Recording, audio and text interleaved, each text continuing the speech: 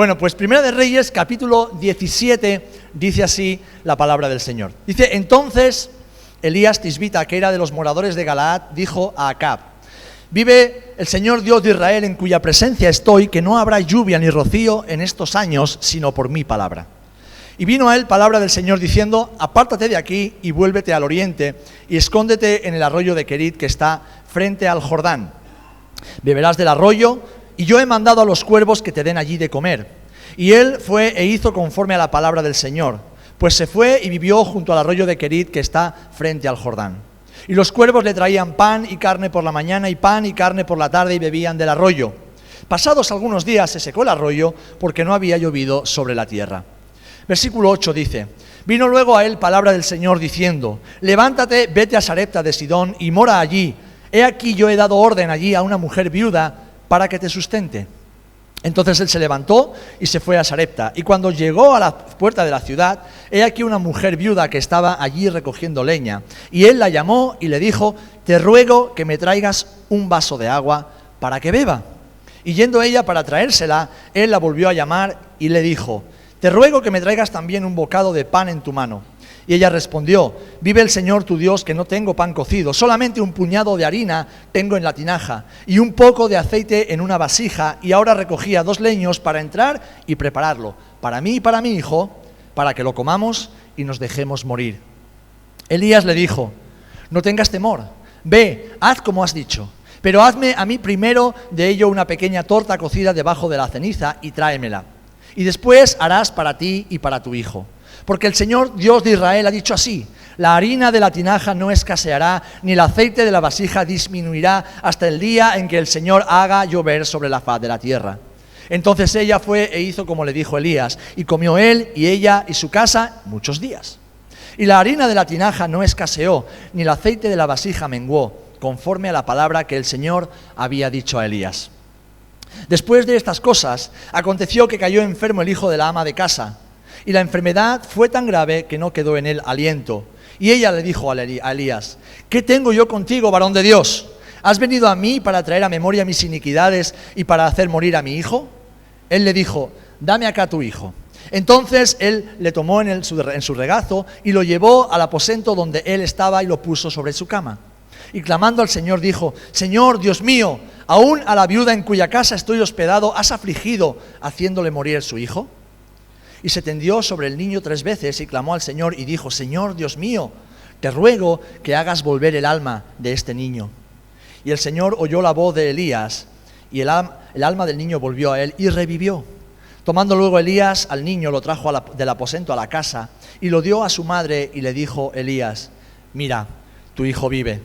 Entonces la mujer dijo a Elías, ahora conozco que tú eres varón de Dios, y que la palabra del Señor es verdad en tu boca. Que el Señor bendiga su palabra. Padre, en el nombre de Jesús, gracias por tu palabra que es la verdad.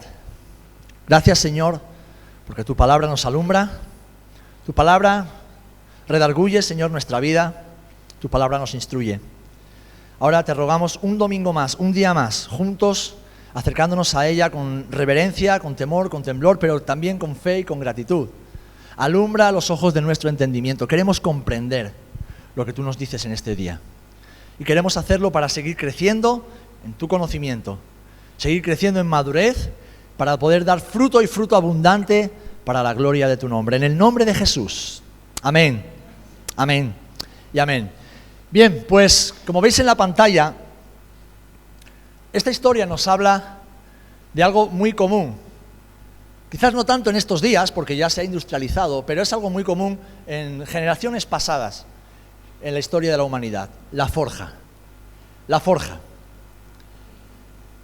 Y esto me hace pensar, leyendo o viendo la historia de Elías, que acabamos de leer en la Escritura, en que para ser hombres y mujeres que lleguemos a alcanzar el máximo potencial que Dios ha depositado en nosotros, debemos pasar a lo largo de nuestra vida por el lugar tal vez más desagradable, pero a la vez más necesario.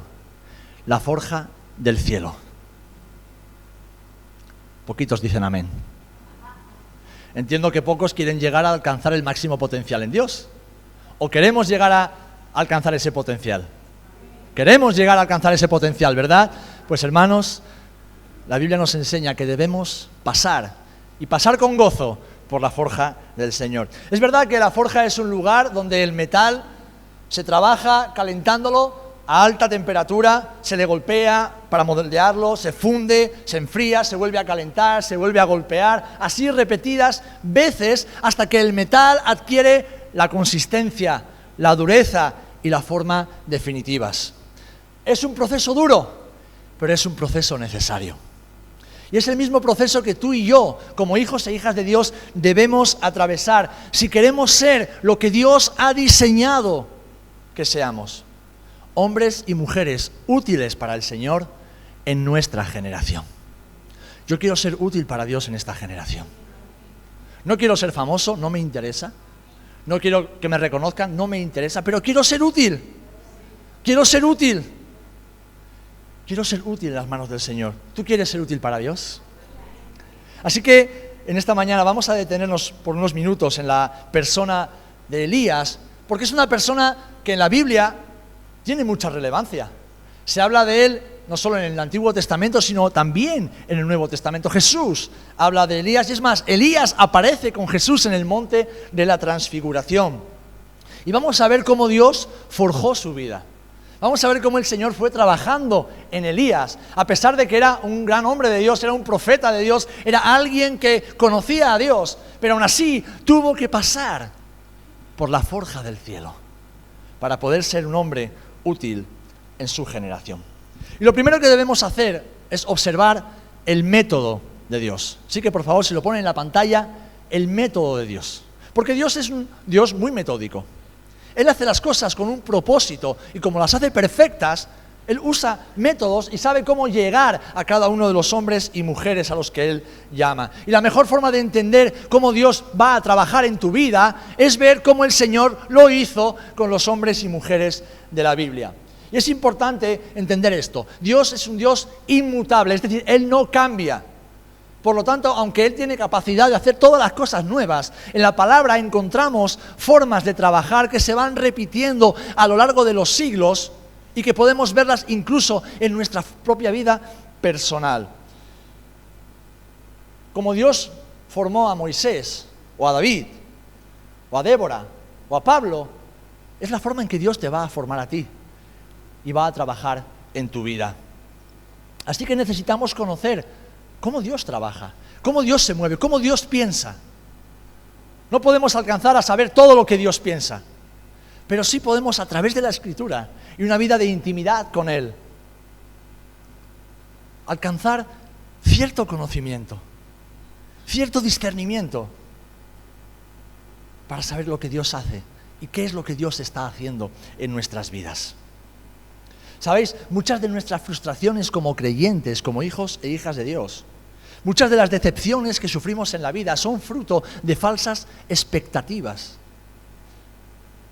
Son fruto de un desconocimiento total del carácter de Dios y la forma en que Dios se mueve y obra. Es fruto de que vivimos muchas veces con una imagen distorsionada de Dios. Una imagen que nos hemos creado a nuestra conveniencia y con la cual nos sentimos cómodos, pero que está muy alejada del Dios de la Biblia. Por eso nos cansamos rápidamente, nos frustramos, nos decepcionamos y pensamos que tal vez Dios se ha olvidado de nosotros, que lo que Dios está haciendo no lo está haciendo bien, que se ha equivocado en la forma de hacer. Tal vez buscamos culpables fuera de nosotros para intentar comprender y gestionar las situaciones. Pero hermanos, hermanas, Dios se ha revelado y se sigue revelando a sus hijos por medio de la Escritura y de su Espíritu Santo. Y necesitamos conocerlo para comprender qué es lo que Dios hace y cómo lo hace.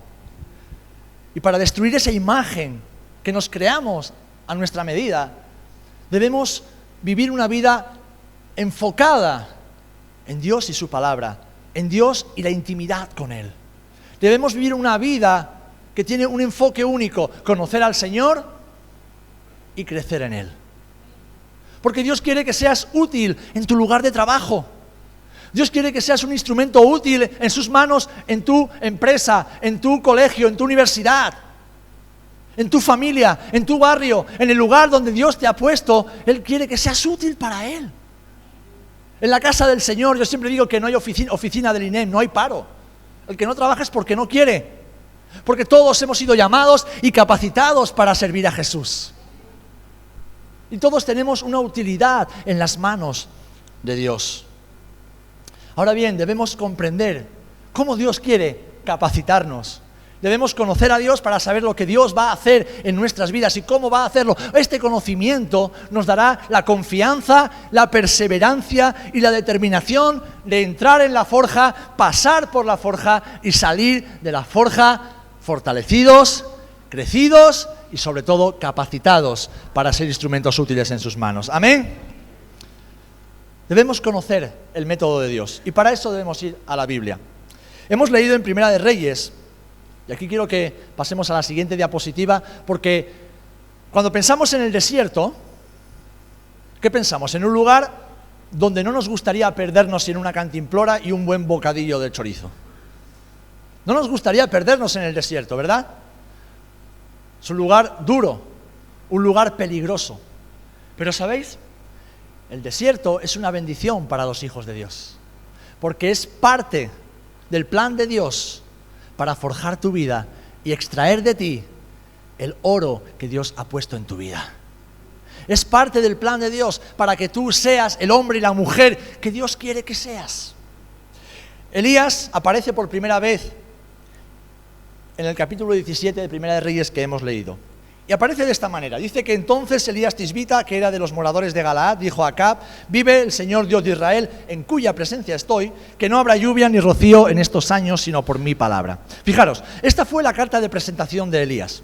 Él era de Tisbé. Tisbé era una localidad insignificante en Israel. Y él se presenta delante del rey Acab. Y lo hace con un mensaje y con una carta de presentación. El mensaje es terrible. En una sociedad de agricultura, en una sociedad agrícola donde se dependía de la lluvia para que los animales pudieran alimentarse y la tierra pudiera dar fruto, Elías se acerca al rey y le dice que sepas que no va a llover durante los próximos 3 años. Un mensaje terrible, se estaba jugando la cabeza, porque además Acab, si lo leéis, era un rey malvado, que no tenía temor de Dios. Pero también se presenta con una carta, su carta de presentación, su acreditación es: el Dios de Israel, en cuya presencia estoy. Él no se presenta diciendo: mira, vengo de la familia tal, de la aristocracia tal, tengo tantos estudios y conocimiento. No, dice: yo vengo directamente de la presencia de Dios. Es decir, Elías conocía a Dios, Elías había escuchado a Dios y Elías sabía que lo que Dios le había dicho se iba a cumplir. Y esta era su mejor acreditación, el vivir en la presencia del Señor. ¿Por qué Elías tenía tanta autoridad? Te voy a dejar un secreto. Apúntalo o memorízalo. Elías tenía autoridad porque Elías tenía intimidad. Te lo repito, Elías tenía autoridad de parte de Dios porque Elías tenía intimidad con Dios. Dios lo conocía a él, pero él conocía a Dios. Él, como dice, vivía en su presencia. Y aquí vemos que el profeta obedece a la primera tarea que Dios le encomienda. Vamos a ver 4 tareas que Dios encomienda a Elías, que son parte de la forja del Señor en su vida. Le asigna la tarea de ir al rey con un mensaje de parte de Dios. Y Elías obedece. Hemos leído que él fue al rey y le dijo: no lloverá. Ahora, ¿cómo te esperarías tú que Dios tratara a su siervo que ha sido obediente, ha sido valiente y ha hecho lo que Dios le ha pedido? ¿Qué esperaríamos? Por lo menos una palmadita en la espalda y decir: muy bien, Elías, bien, buen siervo fiel, has sido fiel en lo poco, te pondré en lo mucho. Un reconocimiento, una medallita, ¿no? Invitarlo a cenar por lo menos. Pues fijaros lo que el Señor le responde. Y vino palabra del Señor y le dijo: apártate de aquí, vuélvete al oriente y escóndete en el arroyo de Querit que está frente al Jordán. Si tú miras eso en tu Biblia, en los mapas que están al final de tu Biblia, se encuentra directamente en el desierto. Dios, después de que Elías obedece al Señor, lo manda, lo envía directamente al desierto. Y Dios no le estaba hablando por el móvil, así que por favor apaguen el móvil. el Señor lo envía directamente al desierto. Vaya premio por haber sido valiente y obediente. ¿Es Dios injusto con sus hijos? ¿Comete Dios injusticia con aquellos que le sirven con fidelidad? No. ¿Sabéis? A menudo suponemos, y suponemos mal, que cuando alguien se encuentra en un desierto personal es por motivo de desobediencia, porque ha hecho algo malo, porque ha pecado. Pensamos que Dios lo está tratando como un hijo rebelde en el desierto y está ahí pagando las consecuencias de su maldad. Pero ¿sabéis? No siempre es así. Puede pasar, pero no siempre es así. Es más, Jesús, después de ser bautizado, fue enviado por el Espíritu Santo, ¿a dónde? Al desierto. Y allí lo tuvo el Señor 40 días, ayunando sin comer y sin beber. Jesús, el Hijo de Dios, Dios hecho hombre, tuvo que pasar por el desierto. Recuerda esto, querido hermano, y que no se te quite de la mente la forja del cielo, la forja de Dios en tu vida. El desierto es el mejor lugar para escuchar a Dios. ¿Sabes por qué? Porque en el desierto reina el silencio. El desierto es el mejor lugar para escuchar a Dios porque en él no hay distracciones, no hay nada. En el desierto hace tanto calor durante el día que el único refugio que vamos a encontrar es el regazo de nuestro Señor. Y hace tanto frío durante la noche que correremos a escondernos bajo sus brazos, porque será la única opción de sobrevivir al frío. Es más, en el desierto no puedes cultivar, plantar ni encontrar nada de comida, así que dependeremos, como hizo Elías, de que Él envíe su provisión a nuestras vidas, su alimento y su agua fresca. Y el desierto es un lugar peligroso, donde las fieras pueden acabar con cualquier ser vivo. Así que en el desierto de nuestra vida, aprendemos a confiar y depender totalmente del Señor. Pero es que además el desierto es un lugar que saca a la luz tu fragilidad y mi fragilidad. ¿Sabéis? Los creyentes modernos vivimos la vida como si fuéramos los dueños del mundo. Nos creemos los reyes del mambo. Vivimos el hoy como si mañana fuera nuestro. Como si lo tuviéramos todo controlado. Y sabemos que la vida es como un suspiro. Sabemos que hoy estamos aquí y mañana tal vez ya no estemos. Hoy tenemos salud, pero puede ser que mañana estemos postrados en una cama. Hoy estamos rodeados de personas que queremos y tal vez mañana esas personas desaparezcan. El desierto que forma parte de la forja de Dios, nos revela, nos recuerda cuán frágiles somos. Y el Señor usa ese tiempo de soledad en el desierto para enseñarnos a depender de Él y no de nosotros mismos. Ahora, el desierto también es un lugar donde el carácter de los hombres y mujeres de Dios se forja. Es un lugar donde dejamos de ser niñatos, caprichosos y llorones y nos convertimos en hombres y mujeres de batalla. Es un lugar donde aprendemos a aguantar, aprendemos a resistir, aprendemos a perseverar, aprendemos a esperar. Y aprendemos que, aunque no tengamos nada en nuestras manos, estamos en las manos del Señor. Y aguantamos el calor, y el calor curte. Los que lleváis toda la vida en Rota sabéis cómo está curtida la piel de los camperos o de los pescadores.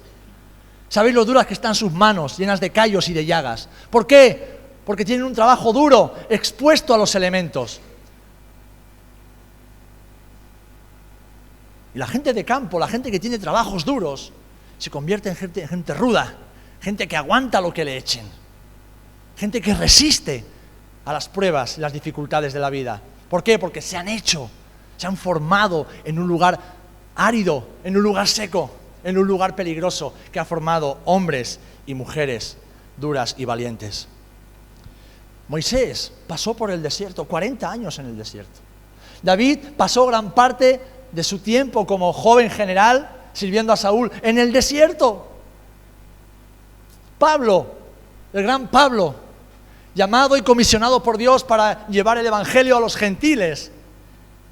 Se convierte, empieza a predicar, pero el Señor ¿a dónde le envía?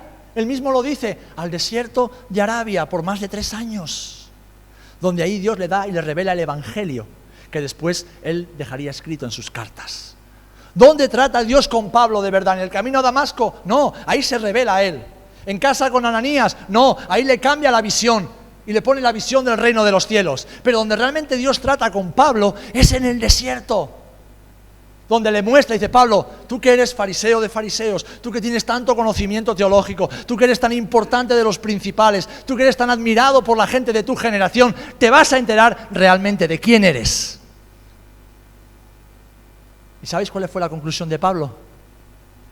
Que todo lo que soy y todo lo que tengo es basura. Porque todo lo que quiero y todo lo que anhelo está en Jesús y quiero conocer más a Jesús, para que algún día pueda ser hallado en Él. Qué maravillosa conclusión. Por eso Pablo pudo decir, para mí, el vivir es Jesús, es Cristo, y el morir es ganancia. El desierto es un lugar maravilloso para ser fortalecidos y preparados por el Señor. Y fíjate, la segunda tarea fue precisamente esta, permanecer fiel en el desierto. Permanecer fiel en el desierto. Porque es fácil permanecer fieles en la abundancia. Es fácil permanecer fieles cuando tenemos todo hecho, cuando tenemos todo fácil, cuando estamos en palacio. Pero acuérdate, David aprendió a ser un Dios fiel en el desierto. Salomón nació en el palacio, vivió en el palacio y renegó y blasfemó contra Dios en el palacio. Porque Salomón era un niño, con sabiduría de Dios porque supo pedir a Dios. Pero Salomón fue un niño que siempre quiso conseguir todo lo que vio su ojo y anheló su corazón. ¿Y cuál fue la conclusión al final de los días de Salomón? Vanidad de vanidades, todo es vanidad. Se convirtió en un dios idólatra, en un rey idólatra. Porque no pasó por el desierto. El desierto derriba a los gigantes y los dioses falsos que tenemos en nuestra vida. Cuando vamos al desierto nos damos cuenta de que todos tenemos algún becerro de oro y tenemos que decidir qué hacer con ese becerro, adorarlo o destruirlo. El desierto expone los ídolos que hay en nuestro corazón. Por eso muchos creyentes no quieren pasar por el desierto, porque saben que ahí Dios va a revelar lo que hay en el corazón. Pero los hombres y mujeres de Dios que anhelamos y deseamos ser útiles en sus manos, decimos, Señor, bendito sea el desierto. Bendito sea el desierto con tal de que tu voluntad se haga en mi vida. Amén. Ahora bien, si pensáis que el desierto es un lugar malo, aún puede ser peor. Y en la siguiente diapositiva lo expresa de esta manera. Hay veces en nuestra vida, cuando estamos en la forja de Dios, que todo empeora. Todo empeora. Si pensábamos que estar en el desierto era algo malo, aún puede ir peor. Fijaros, pasó el tiempo. Un tiempo en el cual Dios sostuvo a Elías por medio de los cuervos que le traían comida 2 veces al día, nada de 5 o 6 veces como comemos nosotros, 2 veces al día. Así que Elías estaba en forma. Pero en el versículo 7 hemos leído que Elías vio que el arroyo se secó. Y creo que no fue una cosa de un día para otro. Seguramente Elías, que sabía que se estaba cumpliendo la palabra del Señor y la sequía azotaba el país, vio gradualmente cómo el arroyo se secaba. Ahora fíjate, vino luego palabra del Señor. Es decir, el arroyo se seca y Dios le habla. Y a mí esto me parece curioso porque antes de que dejara de llover, Dios habló y avisó a Elías. Pero ahora Dios habla a Elías después de que pasa, después de que acontece la tragedia. Y mi pregunta es, ¿por qué el Señor no se lo reveló antes? Si Dios sabía que el arroyo se iba a secar, ¿por qué no le dijo a su siervo, oye Elías, mira, vete a otro lugar porque te vas a quedar sin agua? Elías tenía algo que aprender aquí. Y era que Dios no siempre habla cuando queremos, pero Dios siempre habla cuando lo necesitamos. El Señor no siempre habla cuando se lo pedimos. No siempre habla cuando queremos, porque no es Él el que tiene que obedecernos a nosotros. Pero el Señor siempre habla cuando se lo pedimos. Cuando lo necesitamos. Y lo curioso es que aquí de repente el Señor le asigna una tercera tarea. La primera es, vete y dale el mensaje al rey. La segunda es, después de dar el mensaje al rey, vete al desierto y permite que los cuervos te mantengan. Y aquí llega, después de que Dios le habla, le da una tarea, una tercera tarea, y es bastante extraña. Hemos leído que Dios lo envía a Sarepta de Sidón.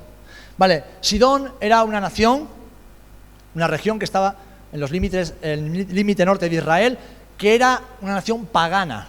Y además eran enemigos de Israel. Eran enemigos. Estaban aliados con los enemigos de Israel. Y Dios le dice al profeta de Israel que salga de Israel, que vaya a una región pagana donde están sus enemigos. Y fijaros, le dice, vete a casa de una viuda porque ella te va a mantener. Ahora, ponte en contexto. Elías era el profeta de Dios. Elías era un hombre conocido y reconocido en su nación. Y Dios lo saca de su nación. Y no habiendo sido suficiente el ser mantenido por los cuervos, ahora tiene que ser mantenido por una viuda pobre y pagana. Y si tú entiendes el contexto de las viudas en aquel tiempo, una viuda en aquellos años no valía nada. Estaba abocada a morir de hambre, porque la protección y la provisión de las mujeres en aquella época venía de los hombres. ¿Os acordáis de la historia de Noemí y de Ruth? Se quedaron viudas y lo perdieron todo. Así que, qué humillación. No solamente yo, como siervo de Dios, diría Elías, tengo que irme al desierto después de obedecer a Dios, tengo que ser mantenido por los cuervos, dependo de que los cuervos me traigan comida para poder comer y de que haya agua en el arroyo, sino que ahora tú me mandas a una mujer, y encima viuda, pobre y pagana. ¿Saben lo que estaba haciendo el Señor? Le estaba reventando los esquemas a Elías. Le estaba diciendo, Elías, sabes mucho de mí, pero todavía no te enteras de casi nada. Me has visto ver hacer milagros, pero todavía no has comprendido casi nada. Tú y yo vivimos en un mundo occidental con el pensamiento griego, donde pretendemos meter a Dios en nuestra pequeña cajita de razonamientos y lógica humana. Y Dios no cabe en ninguna caja, porque dice la Escritura que los cielos de los cielos no lo pueden contener. El Dios en quien creemos no cabe en todo el universo que Él mismo ha creado. ¿Cómo va a caber en nuestro razonamiento humano? Así que lo que el Señor está haciendo con Elías como parte de esta forja es decir, Elías, no te fíes de tu propia prudencia, no te fíes tanto de tus razonamientos, no creas que voy a hacer las cosas como crees que las voy a hacer. Tienes que salir de tu zona de confort, tienes que salir de tu forma de comodidad y tienes que vivir en una zona de riesgo para conocerme y ser un instrumento útil en mis manos. Y es que parte de la forja de Dios en tu vida y en la mía para ser instrumentos de Dios es que obedezcamos aun cuando creemos que lo que Dios nos pide no tiene sentido. Dios quiere que tú obedezcas aun cuando lo que te está pidiendo parece una locura. Porque, ¿sabéis? No hemos sido llamados a razonar con el Señor. Tú y yo no hemos sido llamados a razonar con Él. Hemos sido llamados a conocerlo, amarlo y obedecerlo. ¿Amén? Es lo que dice la Biblia. Es más, la Biblia nos enseña que los que razonan y argumentan con el Señor siempre pierden. Y al final tienen que decidir entre obedecer o desobedecer. No hay otra opción. En Marcos 8:34, un pasaje que todos conocemos, un texto, nos dice precisamente esto. Jesús, ¿qué le dijo a los que querían seguirlo? Mira, os voy a explicar y si os parece bien, vamos a hacer las cosas de esta manera. Pero bueno, admito sugerencias. ¿Jesús dijo eso alguna vez? No. Jesús dijo, oye, mirad, el que me quiera seguir, el que quiera seguir tras mis pisadas, primero tiene que negarse a sí mismo. Tiene que dejar de ser el listillo de la clase, el que cree que lo sabe todo. Tiene que tomar su cruz, es decir, su identidad como hijo o hija de Dios, sabiendo lo que eso va a suponer para su vida, cómo lo va a exponer ante la sociedad y el mundo, y después seguirme. Porque el que no haga eso no es digno de mí. ¿Dónde está el razonamiento humano en este argumento? No hay razonamiento, ¿verdad? No hay razonamiento. Ahora, fijaros, Elías viene del desierto y podríamos pensar que, bueno, por lo menos Dios ha provisto de una mujer que va a proveer para que él pueda comer y vivir durante la próxima temporada. ¿Y sabéis lo que se encuentra? ¿Sabéis lo que se encuentra? A una mujer recogiendo leña para preparar la última comida y dejarse morir. ¡Qué imagen más terrible, más desalentadora, más cutre! Yo creo que Elías en ese momento estaría: Señor, tú estás de broma, ¿verdad? Tú me estás tomando el pelo, no puede ser. ¿Era esta la casa a la que tú me has enviado? ¿O me he equivocado de casa? Vale, aquí hay una viuda y una viuda pobre, pero es que ni siquiera hay comida para tres. Hay comida para ella, para su hijo, y después se van a dejar morir.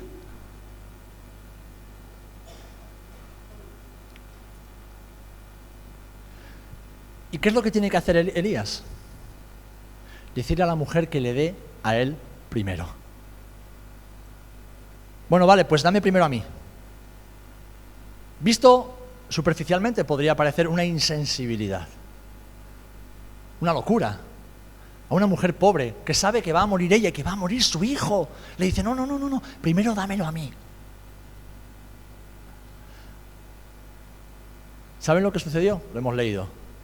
Esta mujer obedeció, porque Elías, que vivía, aún en el desierto, vivía en la presencia de Dios, sabía que si esa mujer obedecía, el aceite nunca iba a faltar y la harina no escasearía. ¿Por qué? Porque Elías había obedecido previamente a Dios y Elías conocía este principio: si obedecemos a Dios, Dios nunca falta a su palabra. Por muy difícil que sea tu circunstancia, por muy cruel o crudo que sea tu desierto, por muy cuesta arriba que veas tu vida en este momento, si estás obedeciendo a Dios, ten por seguro que el Señor no faltará a su palabra. Lo que Dios te ha prometido, Él lo va a cumplir si tú obedeces a Dios. Si eres fiel en la pequeña o gran tarea que Dios te ha encomendado, porque lo que Dios está haciendo es procesar tu vida para que salgas renovado, refinado, reforzado y capacitado para ser útil en sus manos. ¿Amén? A veces, es verdad que a veces lo que Dios nos pide o nos demanda parece ridículo y sin sentido, pero Él quiere que aprendamos que nuestra obediencia es el medio por el cual Él se glorifica a través de milagros. Hemos leído, ¿qué le dijo? No te preocupes, no te preocupes. Si tú me das de comer a mí primero, aquel que viene en el nombre del Señor, no te preocupes, no te va a faltar la comida para ti, para tu hijo, ni para mí. ¿Y qué dice la Escritura? Que durante meses que el profeta estuvo allí, no llovió, la sequía siguió azotando el país, pero la harina y el aceite nunca faltaron en la tinaja de la mujer de Sarepta. Dios es fiel, amén, y es fiel. Así que hemos visto cómo Elías fue fiel en una tarea cada vez más difícil. La primera era ir a hablar al rey y después irse de la presencia del rey. Después el Señor lo envía al desierto. Una vez que aguanta en el desierto, él va a casa de una viuda pobre y pagana y tiene que dejarse mantener por ella. Y yo me pregunto, desde la perspectiva de Elías, qué pérdida de tiempo, si ya era un profeta de Dios.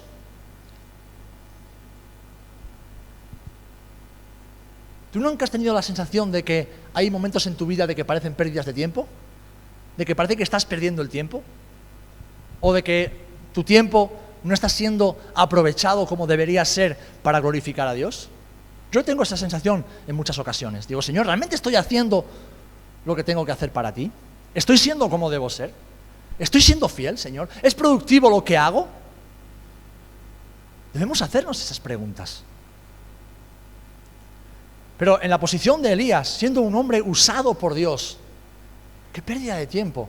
En el desierto, con una mujer pagana, extraña, extranjera. Sus mejores amigos eran los cuervos. Él podría estar pensando en estos meses o años de su vida: Señor, con todo lo que hay que hacer con la nación de Israel, que se van a la perdición, que están en rebeldía, que lo están haciendo todo mal, tú me has llamado para que profetice a ellos y me tienes aquí, escondido. ¿Por qué estamos perdiendo el tiempo, Señor? Bueno, lo que el Señor le estaba recordando a Elías es lo que tú y yo debemos recordar, que Él está más interesado en ti que en lo que tú puedes hacer para Él. Dios está más interesado en tu corazón que lo que tú puedas hacer para Dios. Porque lo que tú puedes hacer para Dios lo puede hacer cualquiera a quien Él escoja. Y seguramente lo haría incluso mejor que tú o que yo. Pero Dios está interesado en tu corazón. El Señor está interesado en tu carácter. El Señor está interesado en tu vida, lo que tú eres. Es lo que realmente Dios ama. Amén. Y Dios no tiene prisa. El Señor no tiene prisa en nuestras vidas.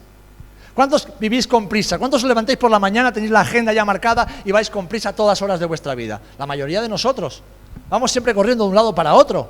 Pero sabéis, Dios no tiene prisa. ¿Por qué? Porque Él es eterno y Él es el que maneja los tiempos. Amén. Él se tomará el tiempo que considere necesario, ni un minuto más, ni un minuto menos, para formar tu vida. Ahora depende de ti y de mí que queramos caminar en los tiempos de Dios. Tú y yo podemos retrasar los tiempos de Dios. Podemos desobedecer a Dios, podemos desconfiar de Él, podemos quitar nuestra mirada del Señor y poner nuestra mirada en las cosas de la tierra, hacer castillos en la tierra, amontonar riquezas en la tierra, despistarnos y desviarnos, porque el Señor nos dice todo este tiempo, en este año, enfócate, enfócate, enfócate, enfócate, enfócate. ¿Por qué el Señor te dice eso? Pues probablemente porque estés desenfocado, porque tu corazón esté en otras cosas, porque tu mirada esté puesta en otros dioses, falsos dioses, por cierto. Pero el Señor no tiene prisa, así que Él hará todo lo necesario, como hizo con Moisés, hizo con David o hizo con el apóstol Pablo. Y Elías fue fiel, se quedó todo el tiempo que Dios le pidió con esta mujer. Aunque fijaros, aún quedaba una tarea más, y esta posiblemente sea la más difícil de todas las que Elías tuvo. Dice el texto que el niño de esa viuda murió. El niño murió. O sea que pasamos del desierto a la humillación, y de la humillación a la pregunta: Señor, tú me traes a casa de esta mujer que no tiene por qué atenderme, me recoge en su casa, me alimenta durante meses, y ahora su hijo muere.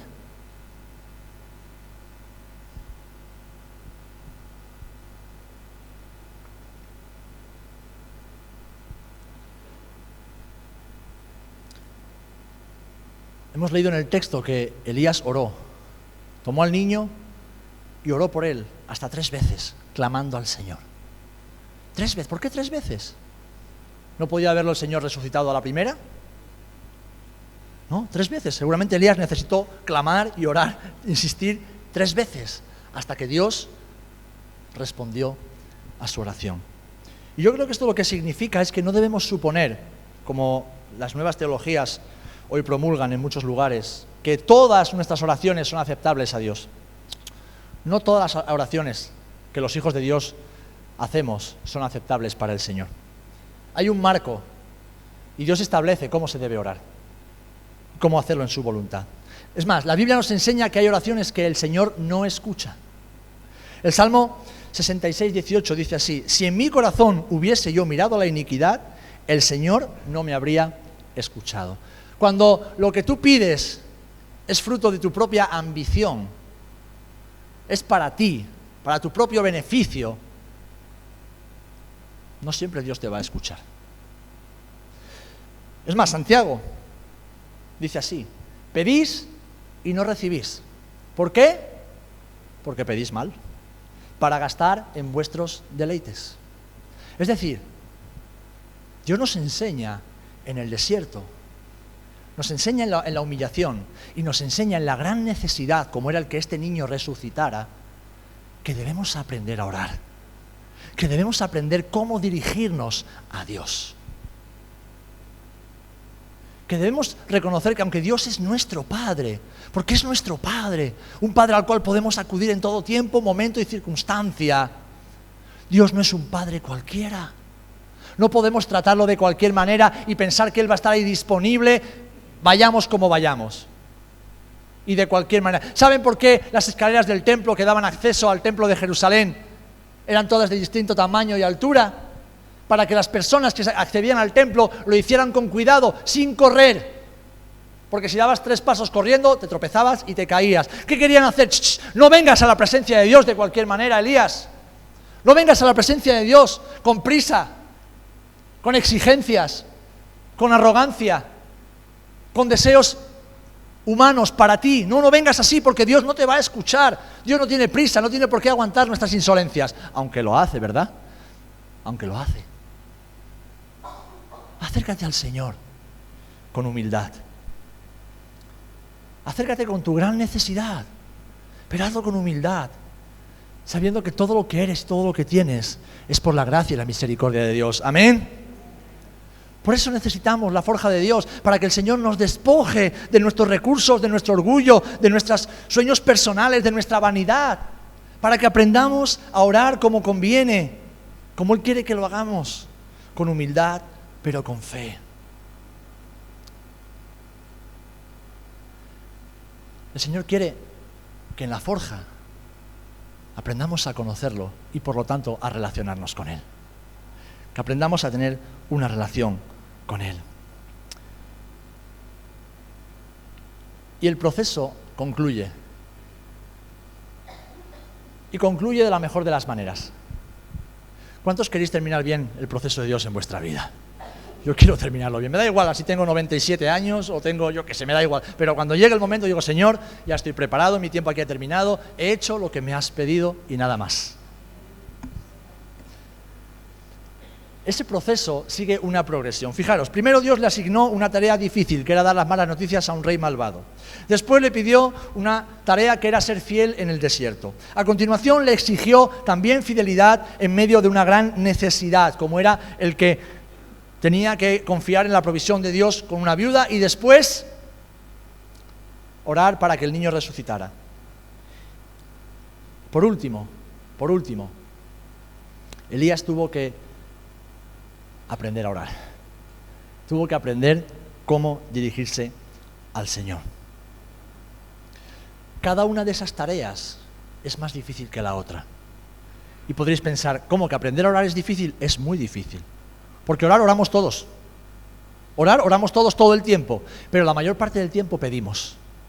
Pedimos y pedimos y pedimos y pedimos y pedimos y pedimos y no dejamos de pedir. Y está bien que pidamos, tenemos que pedir a nuestro Dios. Él se agrada de nuestras peticiones. Pero orar, es decir, hablar, comunicar con el Señor es otra cosa bien distinta. Cada una de las tareas parecía ser más difícil que la otra. Y en todas ellas, Elías fue hallado fiel. Elías fue hallado fiel. Elías fue hallado fiel. ¿Y por qué el Señor lo llevó por todo este proceso? Porque Elías tenía propósito de parte del Señor. Elías tenía propósito de parte del Señor. No vamos a leerlo, pero si tienes tu Biblia ahí, vete al capítulo 18 de Primera de Reyes. Hemos leído el capítulo 17 entero. Mira el capítulo 18, a ver qué es lo que dice. ¿Dónde encontramos a Elías? ¿Lo puedes ver? ¿Dónde está Elías en el capítulo 18?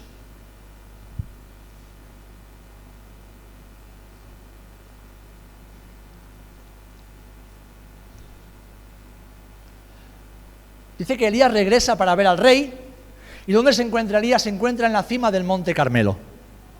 Se encuentra con un rey malvado, con toda la nación de Israel que estaba en rebeldía contra Dios, y se encuentra con más de 600 profetas satánicos, es decir, sacerdotes satánicos. Ahí se encuentra Elías. Después de su proceso, Elías se encuentra con la más difícil de sus tareas. Y todos conocemos la historia, la conocemos la mayoría, ¿verdad? Hoy, nación, vais a decidir a quién vais a servir, si a Baal o al Dios de Israel. Y entonces dice, vosotros, sacerdotes de Baal, levantad un altar, yo voy a levantar otro, o lo voy a reedificar. Ellos levantaron su altar, Elías restauró el altar al Señor. Y les dijo, venga, orad a vuestros dioses, a ver si os responden. Y dice que estos falsos sacerdotes estuvieron todo el día saltando, gritando, rajándose, clamando a Baal para que Baal viniera y trayera fuego del cielo. Y Elías, tranquilamente, por el texto vemos que se estaría partiendo de la risa, porque en nuestra Biblia no lo dice así, pero la traducción lo que quiere decir es que Elías le decía a los sacerdotes que vuestro Dios no está ocupado, se ha ido al baño, está diciendo algo así. Estará ocupado con sus cosas, vuestro Dios que no responde. ¿Y Elías qué hace? Alguien podría decir, menuda sobrada, ¿no? No, Elías conocía a Dios. Y entonces dice, mirad, el altar que yo he preparado, mojadlo. Y mojadlo otra vez. Y volver a mojarlo. Hasta que dice que el agua se escurría y rebosaba por todas partes del altar. Elías preparó el sacrificio. ¿Y qué hizo? Oró al Señor y dice que cayó fuego del cielo, consumió el holocausto, consumió el altar y hasta las piedras fueron consumidas. No fue una sobrada, es que Dios había tratado tan de cerca y profundamente con Elías en el desierto y en la forja que Elías aprendió a conocer a Dios y aprendió a orar lo que Dios quería que orase. ¿Para qué? ¿Para que todo el mundo viera que Elías era el gran profeta de Dios? No, para que todo el mundo viera que el Dios de Israel era el Dios de Elías. Así que la forja en el desierto no es para que el mundo vea lo buen cristiano que eres, es para que todo el mundo vea la obra que el gran Dios en quien tú crees ha hecho en tu vida y por medio de tu vida. Para eso es la forja, para que nuestras vidas sean instrumentos de gloria para el Señor. Para que nuestras vidas no reflejen lo buenos que somos, los sabios, cultos y preparados que estamos, no, sino para que nuestras vidas sean el reflejo de la gloria de Dios, allá donde vamos y estemos donde estemos. Para que cuando oremos y pidamos, sepamos lo que estamos pidiendo y sepamos que Dios va a responder, porque conocemos y confiamos en nuestro Dios. Elías no quería demostrar nada, Elías quería que la nación decidiera. ¿Por qué? Porque la nación estaba en peligro de ser extinguida por causa de su pecado. Así que, hermanos y hermanas, necesitamos la forja del cielo, necesitamos que Dios trabaje en nuestras vidas. Elías había pasado los últimos 3 años de su vida en la forja del Señor, en la escuela de la oración, la obediencia y la fe. El Señor lo despojó de todo menos de su relación con Él. Y lo hemos cantado hace un instante. Qué bien cantamos, cómo nos gusta cantar. Jesucristo basta, Jesucristo basta. Dame todo lo que tienes, dame todo lo que tienes y luego cántalo. Luego cántalo.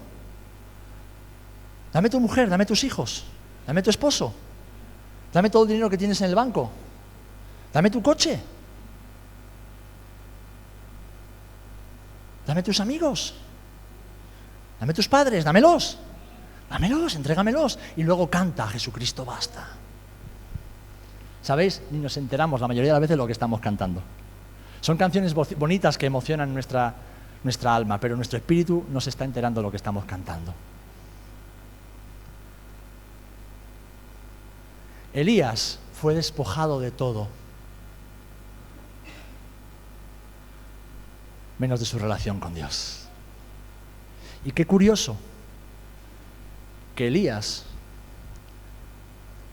fue uno de los 2 hombres que no vieron muerte sobre la tierra. Hay 2 hombres en la Biblia que dice que fueron llevados con el Señor. ¿Por qué? Porque caminaban con Él, porque caminaron en la presencia de Dios, de tal manera que ya no había tiempo ni obra para ellos en la tierra. ¿Y dónde aparece Elías? ¿Dónde aparece Elías muchos siglos después? En el monte de la transfiguración. Y no aparece como un hombre muerto, aparece como un hombre vivo. Y cuando se profetiza de Juan el Bautista, aquel que prepararía el camino del Señor, ¿en qué poder vendría? En el poder de Elías. Un hombre que supo atravesar la forja del cielo, que abrazó el proceso de Dios en su vida, que no se rindió, que tal vez lo pasó mal en ocasiones, seguro, que no entendió mucho de lo que Dios hizo, seguro, pero confió en el Señor, confió en el Señor. Amén. Hermanos, yo sé que hoy día muchos asumirían con gusto el rol de Elías para ser hombres y mujeres que impacten a nuestra nación. Yo estoy seguro que muchos lo harían, pero también estoy convencido de que la gran mayoría no quieren pasar por la forja de Dios. No quieren pasar por la forja de Dios. Quieren la gloria, quieren la corona, pero no quieren la cruz. Eso fue lo que le pasó a Pedro en el monte de la Transfiguración. ¡Oh, Jesús! Estamos viéndote en tu imagen glorificada. Estamos con Moisés, estamos con Elías. ¿Os imagináis a dos hombres hebreos, toda su vida desde niños escuchando acerca de Moisés, de Elías, de los grandes profetas de Dios? Moisés es el mayor profeta de Dios que hay en toda la Biblia, hasta Jesús, hasta Juan el Bautista y luego Jesús. Y Pedro, un humilde pescador, delante de ellos dos así. Yo creo que hasta del susto se quedaron dormidos. Y cuando se despiertan y ve que ya, dice, Señor, vamos a preparar algo para quedarnos aquí. Qué bien estamos aquí, Señor. Jesús acababa de hablar a Pedro unos días antes, 6 días antes, dice la Biblia, de que Jesús tenía que morir y que ellos padecerían también con él. Es decir, por primera vez Jesús les muestra el camino de la cruz a sus discípulos. Y 6 días después los lleva y les muestra la gloria de Jesús. ¿Y qué hace Pedro? ¡Wow! Nada de cruz, queremos la corona, nos quedamos en el monte. ¿Para qué vamos a pasar por la cruz? Nos quedamos en el monte. Qué bien se está aquí con Jesús, con Moisés y con Elías. Tengo tantas preguntas que hacerle que aún no he entendido de la Torá, que aún no he entendido de la ley. ¿Y qué le dice Jesús? Pedro, no sabes lo que pides, no te estás enterando, hijo. ¿Tú quieres la corona del cielo? Hermanos, ¿queremos la corona del cielo? ¿Queremos la recompensa de Jesús en el cielo? Pues toma tu cruz y síguelo. Y entra en la forja del cielo todas las veces que sea necesario, hasta que seas ese instrumento útil en las manos del Señor. Porque cuando Dios dice que no hace acepción de personas, está diciendo que Él llama a todos sus hijos e hijas a ser útiles en sus manos.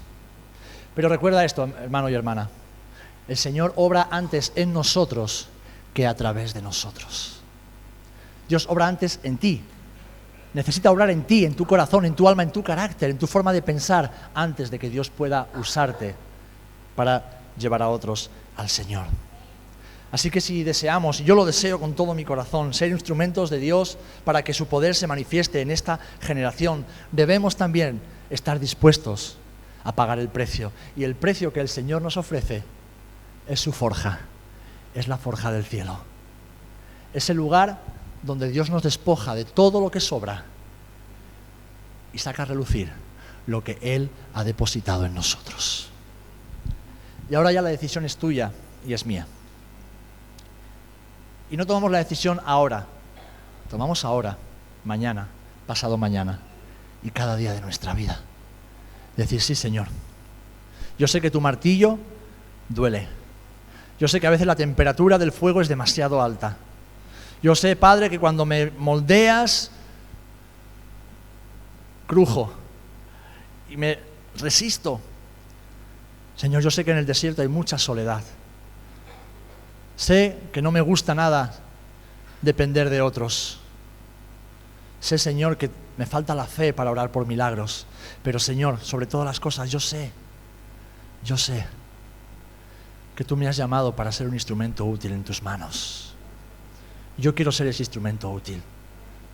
No quiero pasar desapercibido para esta generación. Quiero que en el lugar donde me has puesto, en el lugar donde me has puesto, en el lugar donde has plantado mis pies, mi vida pueda ser útil para ti, Señor. Y para eso, Señor, necesito pasar por la forja. Necesito atravesar la forja.